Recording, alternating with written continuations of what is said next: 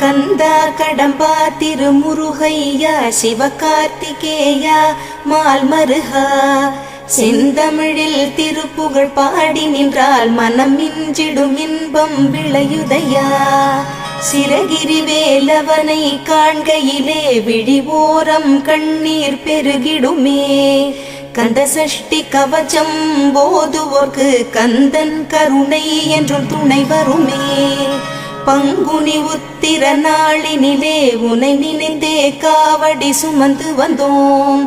புன்னகை புரியும் ஷண்முகனே உன் சன்னதி தேடி ஓடி வந்தோம்.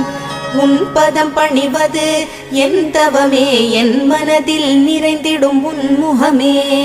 ஷண்முக பிரிய குஹ குரு சரவணனே வந்தே இன்னருளை தர வேண்டும். தென்பழனி மலையில் ஆண்டி முகம் சென்னி